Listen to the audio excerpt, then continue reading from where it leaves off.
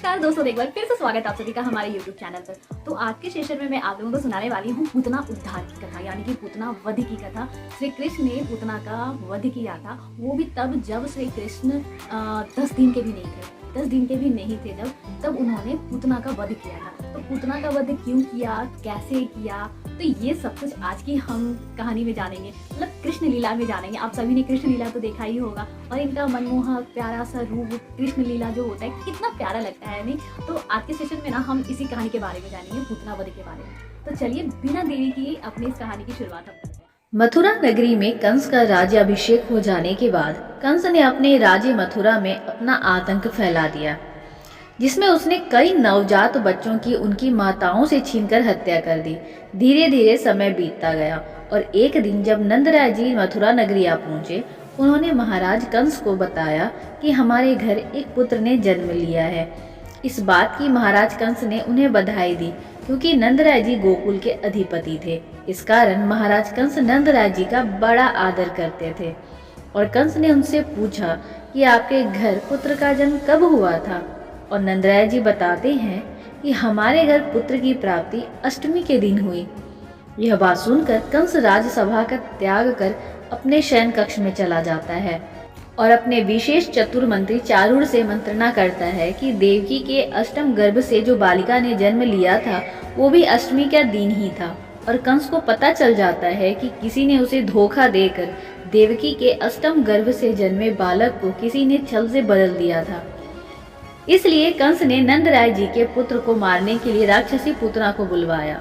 राक्षसी पूतना का शरीर बाकियों से कहीं गुना बड़ा था और वह कंस के आदेश से मथुरा से गोकुल जाती है और एक सुंदर ब्राह्मणी का रूप धारण कर लेती है। पूतना ब्राह्मणी का रूप धारण कर नंदराय जी के घर पहुंच जाती है और उनसे कहती है कि मैं मथुरा की रहने वाली हूँ और मेरे पति एक सिद्ध ब्राह्मण हैं, जिन्होंने अपनी दिव्य दृष्टि से देखा कि नंदराय जी के घर एक दिव्य बालक ने जन्म लिया है। देवी यशोदा से कहती हैं कि मैं आपके पुत्र के दर्शन करने आई हूँ। पूतना अपनी माया के जाल में उन्हें फंसा लेती हैं और भगवान श्री कृष्ण को अपने पास ले लेती हैं। वह उनसे कहती हैं कि मुझे एक सिद्धि प्राप्त है, मेरे अस्तन से निरंतर अमृत रस जड़ता रहता है। अगर मैं अपने अस्तन का अमृत तेरे लल्ला को पिला दूं तो तेरा लल्ला अमर हो जाएगा।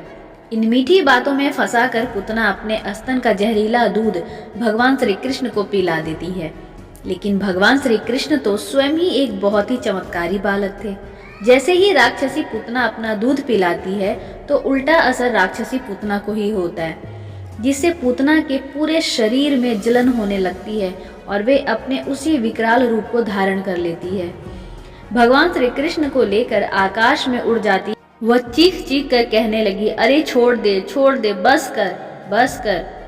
वह बार बार अपने हाथ पैर पटकने लगी और उसकी आंखें फट गई। उसका सारा शरीर पसीने में लथपथ होकर व्याकुल हो गया। वह बड़े भयंकर स्वर में चिल्लाने लगी। उसकी भयंकर गर्जना से पृथ्वी, आकाश तथा अंतरिक्ष गूंज उठे। बहुत से लोग वज्रपात समझकर पृथ्वी पर गिर पड़े। पूतना अपने राक्षसी स्वरूप को प्रकट कर धड़ाम से भूमि पर वज्र के समान गिरी। उसका सिर फट गया और उसके प्राण निकल गए। जब यशोदा, रोहिणी और गोपियों ने उसके गिरने की भयंकर आवाज को सुना तब वे दौड़े दौड़े उसके पास गईं। उन्होंने देखा कि बालक कृष्ण पूतना की छाती पर लेटा हुआ स्तनपान कर रहा है तथा एक भयंकर राक्षसी मरी हुई पड़ी है। उन्होंने बालक को तत्काल उठा लिया और पुचकार कर छाती से लगा लिया। वे कहने लगी, भगवान चक्रधर ने तेरी रक्षा की है, भगवान गदाधर तेरी आगे भी रक्षा करते रहे। इसके पश्चात गोप ग्वालों ने पूतना के अंगों को काट काट कर गोकुल से बाहर लाकर लकड़ियों में रख कर जला दिया। हरिवंश के अनुसार पूतना कंस की धात्री यानी कि दाई माँ थी और शकुनी चिड़िया का रूप बनाकर गोकुल गई थी। ब्रह्म वैवर्त पुराण के अनुसार वह कंस की बहन थी और मथुरा से ब्राह्मणी बनकर कृष्ण को देखने के बहाने गई। ब्रह्म वैवर्त पुराण के अनुसार वह पहले बलि की पुत्री रत्नमाला थी और वामन के प्रति मातृ भावना से प्रेरित थी।